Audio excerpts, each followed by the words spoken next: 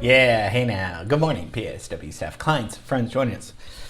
Let's get right to work. Classical Tuesday, but it's going to be a fun Classical Tuesday. We're going to look at a Jewish French composer. Did some really fun Brazilian type music. I think you'll really dig it. But yesterday, your film scoring assignment, so get it into me today. In the Mood for Love, Wong Kar-wai's masterpiece film. You should watch it. It really puts you in the mood for love. Yeah, so get it to me by today. We'll see the results for Friday. There's a prize. Don't forget about the prize. But you got to watch the class. Okay, so yeah, getting back to this guy. Dave Brubeck, famous jazz pianist that we might do a class on. He did Take 5, which, I mean, you know, probably his biggest hit. I mean, with his band, he did that. But also Burt Bacharach. These two gentlemen studied with this classical composer, and we're gonna figure out if they got anything from him. But this guy was more than a teacher. He was a composer, conductor, and one of the most prolific. I mean, he wrote over 400 works, probably, operas, film scores, ballets. A lot of this stuff was written in the 20s and 30s in Europe, in Paris mostly. And just really fun stuff. So today we're going to be looking at, hey now, Darius Milhaud.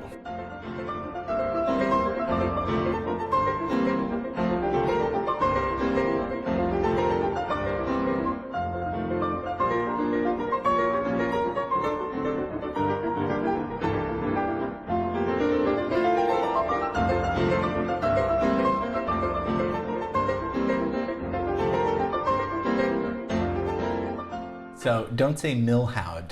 It looks like Milhaud, but it's French. Milhaud. Milhaud. Easy to say. And wrote most of the big songs, his big things in the 20s and 30s, like I said, for theaters. I mean, a lot of these were these people in Paris were doing avant-garde theater, ballets, and things that were not too avant-garde, but not traditional opera, traditional ballet. They were doing more creative things in Paris. I mean, if you want to get a good idea, look at Woody Allen's Midnight in Paris, and that shows you all of the creative energy going into the arts in the City of Lights during that time. So we'll talk about Milhaud's life and then listen to some of his very, very fun, festive, melodic music. Some of it is dissonant music too. We got to get over there. I mean, we're just talking in Koreatown here. So let's go to Hollywood and let's go to Marseille, France, where he's born. Born in 1892, dies in 1974 in Geneva. So, of course, we need context and a timeline. So he's going on, what other French composers have we looked at in the 20s and 30s? Well, Poulenc, we did a class on a long time ago. Poulenc is a very melodic composer, witty, elegant, beautiful music, one of my personal favorites. Early influences of early jazz, but this is very consonant, very tonal music, because as we know, composers are veering off into more avant-garde, not avant-garde, I mean more non-tonal music, atonal music, which I try not to give you guys too much of that, because that music's not really that fun. Yeah, I mean some of it is, but so Poulenc's going on. Biggest influence too is Villalobos going on. Villalobos we did a whole class on. Brazilian composer, probably the most famous composer that came out of Brazil. Who else is in there? I mean, Sergio Mendes creates a whole bossa nova sound from Villalobos. We did a whole class on bossa nova and Sergio Mendes. I don't know if they knew each other, but remember Villalobos died right in 57. Bossa nova is starting in 58 with Sergio Mendes, Herb Alpert. Milhaud is going to be really influenced by Brazilian music because he spends about 2 years during World War I in Brazil. So it's so cool to know to think, well, if I visit this place down over here, way down in South America, it'll change my whole way of thinking, my whole lifestyle. Also, if you remember, we talked about Herb Alpert. Remember, he was kind of trying to find his own sound, and what was it? He went to Tijuana and at a bullfight noticed all the wonderful mariachi music, different kinds of music, the horns, and when he came back he said, I want to incorporate that with popular music. So just visiting somewhere else can influence a composer tremendously, or a songwriter. And then what's going on? I mean, 20s and 30s, we can't get into the realm of, well, this is just classical music. We have to also globally look. I mean, we know Count Basie and Duke Ellington. I bring this up every class just for reinforcement. I know that, and for review. You know, it's not like I'm running out of things and I'm just rehashing it, but I want us to think, oh, okay, Duke Ellington and Count Basie are writing swing music, while in France, this is the kind of classical music, Brazilian music is going on. So all these things are going on. Okay, so those are the composers that are happening. So Milhaud's Jewish family, father was a merchant of almonds. My dad never sold almonds, but you know, this was a different time. And there was a piano in the house, and he starts playing the piano, and improvising on the piano, then starts taking violin lessons, and becomes interested in composition at an early age. So studies at the Paris Conservatory. We've talked, I mean, there's too many composers to name that have gone to that conservatory. Big one, Debussy studied there. It's still Saint-Saëns. Remember we did Saint-Saëns, the Carnival of the Animals? He studies there. Eric Satie studies there. And Eric Satie is kind of in that timeline with Milhaud going on. He gets into counterpoint, harmony, theory. You know, you need to know the rules first so you can break them. And after his studies, goes to Brazil. And it's interesting because Villalobos was born there, but Villalobos goes to France and gets influence from those composers. Milhaud's coming from France to Brazil, influenced by Brazilian folk music. So music is a universal language, right? When he comes back to France, though, he's got Brazilian folk music, Brazilian popular music that was in Brazil. And by 1920, he premieres The Ox on the Roof, which is one of his most famous songs. It was so popular, they named a bar after that. And it was a surrealist ballet. So this was, in 1920, the premiere was a ballet. If we take a listen, he's using a lot of Brazilian tunes. He's quoting them in his compositions. And let's just take a listen to how fun this is and tell me what you hear.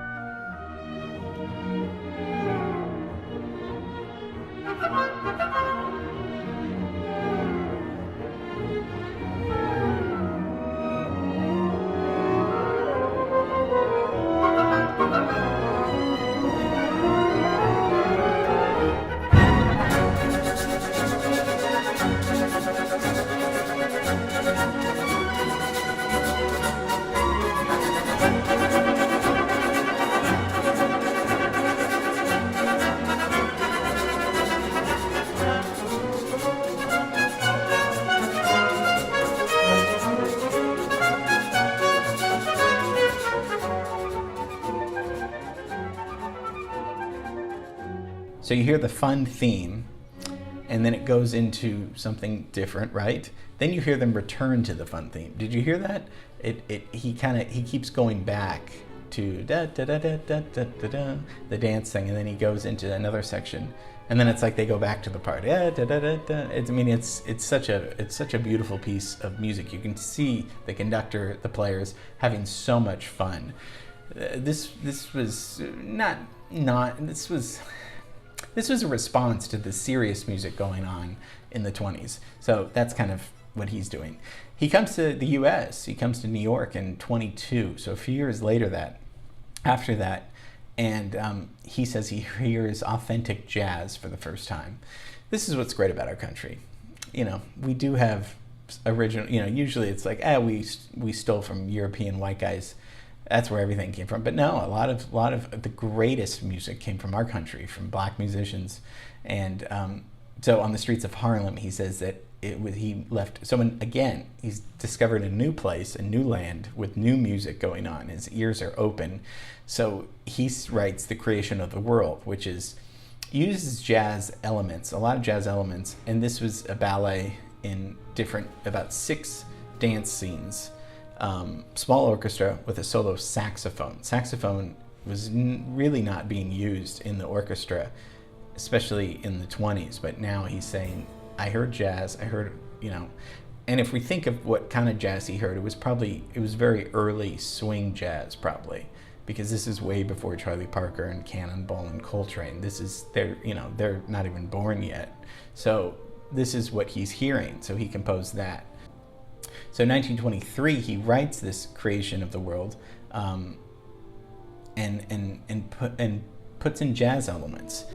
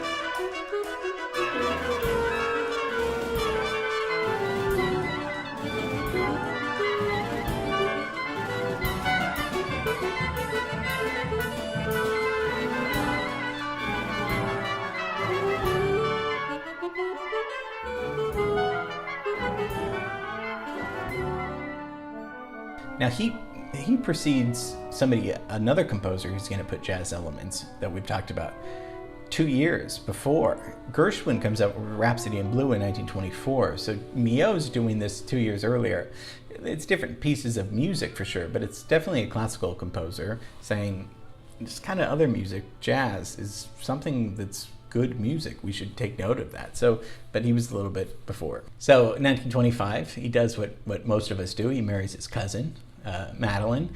She was an actress, but she actually wrote the libretti for the lyrics for many of Milhaud's operas. So very, very influential.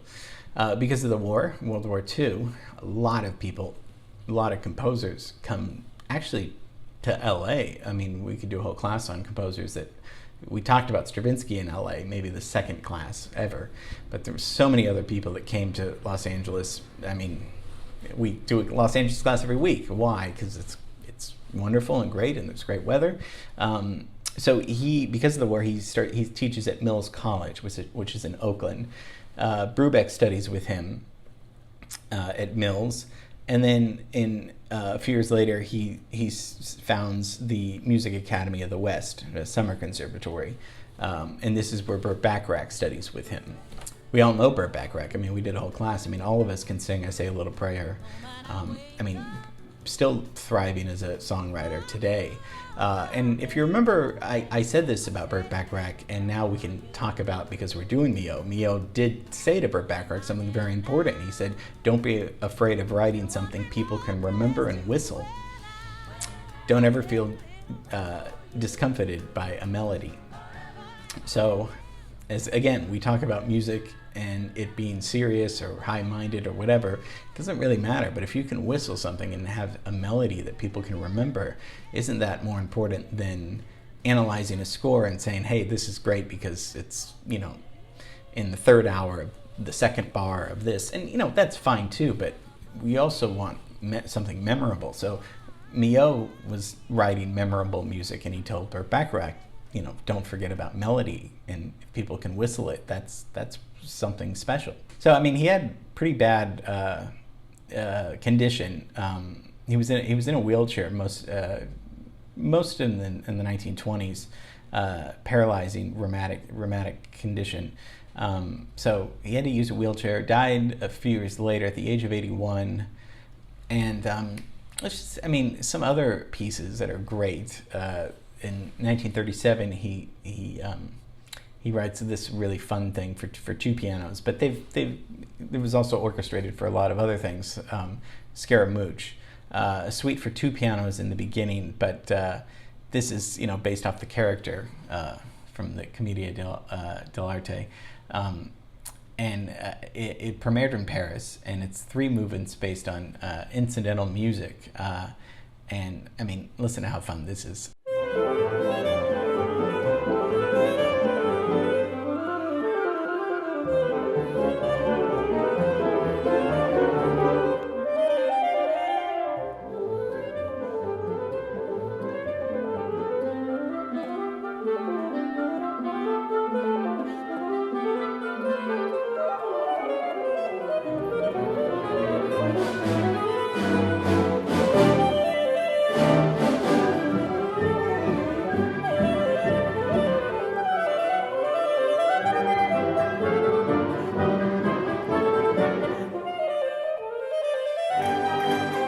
So because this is the saxophone playing, do you remember Oliver Nelson? We did Oliver Nelson. He doesn't come in until the 60s. But Milhaud's writing this in 37. I mean, listen to this jazz line and tell me it doesn't sound like a modern jazz pattern that Oliver Nelson could have easily stolen.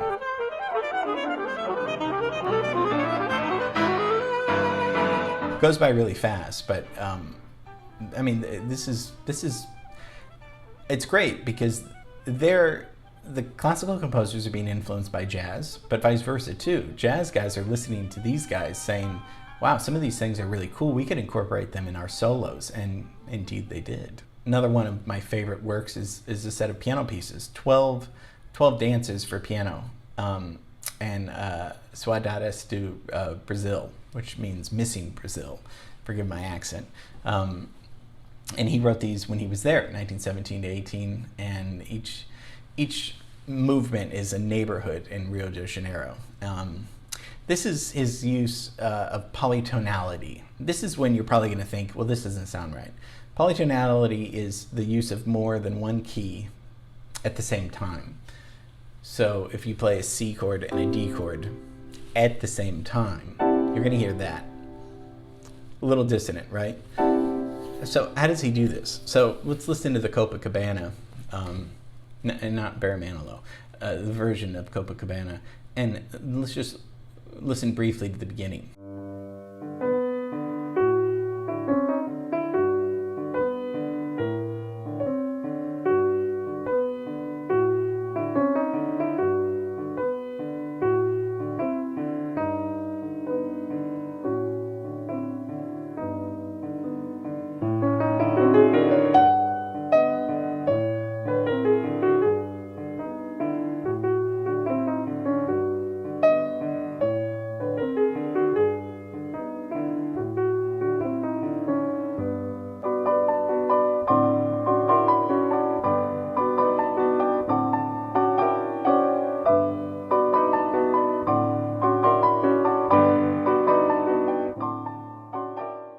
So it starts off like a Brazilian folk tune, right?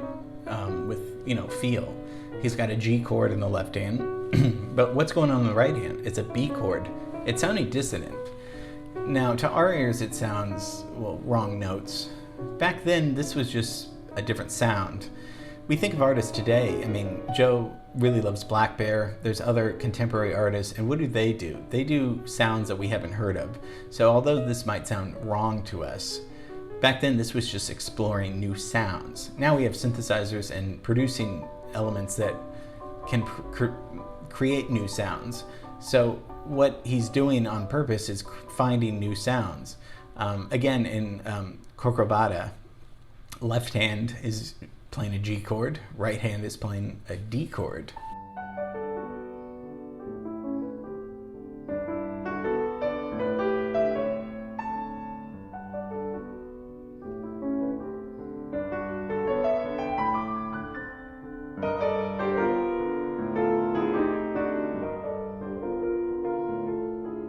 So Milhaud's great because he's being complex, but he's being melodic. We talk about that a lot. He's creating melodies that are really fun, but he's also looking forward and not just staying in the realm of his, in the comfort of just writing Brazilian tunes. He's saying, Brazilian tunes are great. How can I use that in my classical music and to my friends in Paris and all that stuff? They loved it. I mean, people, I don't know how well, I think in classical circles he's very well known, but he deserves a class. That's why I thought that you'd enjoy some of his music. Really fun music, but also kind of cutting edge though for back then. So I hope you enjoyed a little bit of Darius Milhaud, and tomorrow we're gonna look at something really fun too. So miss you and love you, and see you tomorrow. Okay, bye.